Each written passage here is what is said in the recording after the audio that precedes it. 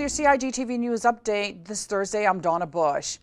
This week, Director of Hazard Management Cayman Islands, Mr. McCleary Frederick, made history at the 31st Annual Governor's Hurricane Conference held in Palm Beach, Florida. He's the first non-United States citizen to receive a Lifetime Achievement Award.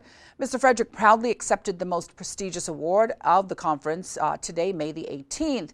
He was recognized for his major contributions and outstanding accomplishments in the field of hurricane preparedness, response, recovery, and mitigation at both the local and national level. Mr. Frederick took over as HMCI Director in August of 2009. Since then, he's implemented many systems to improve response and recovery during natural disasters here in the Cayman Islands.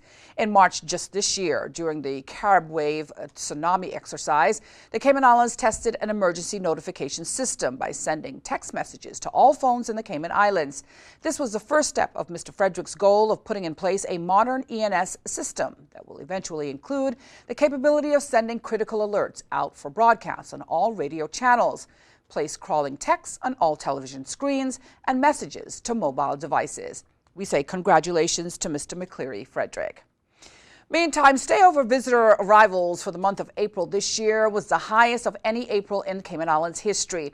The arrival of almost 39,000 visitors represented an increase of 12.62%, more than in 2016. The figures show that the United States remains as the island's top source market, representing just over 82% of the total market share, with more than 31,000 visitors arriving from North America within the 30 days of April.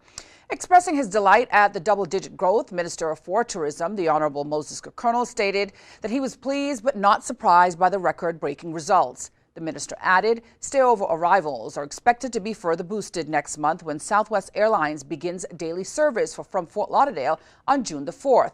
The strategic alliance with Southwest, one of the world's largest carriers, will provide a convenient option for travelers wishing to visit the Cayman Islands who are loyal to the Southwest brand.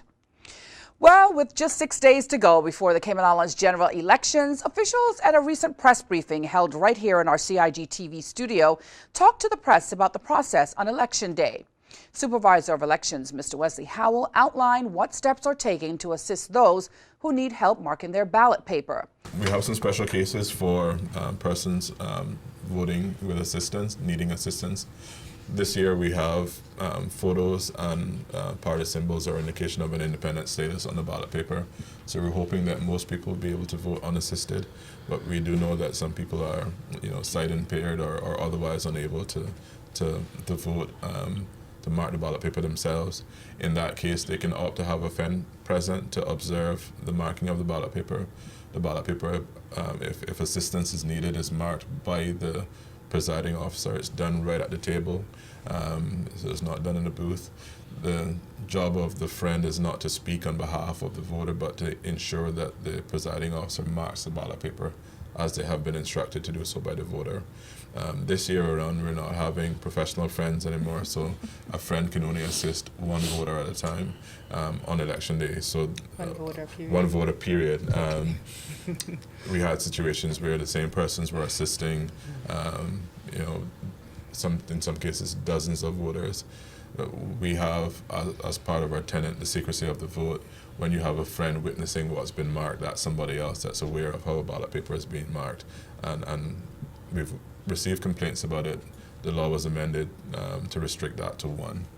Again, Election Day is this coming Wednesday, May 24th, which is a public holiday.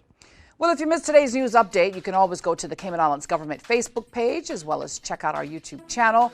For now, I'm Donna Bush, as always, wishing you a wonderful and, of course, a very safe night. Hoping you'll join me back here again tomorrow. But until then, bye-bye for now.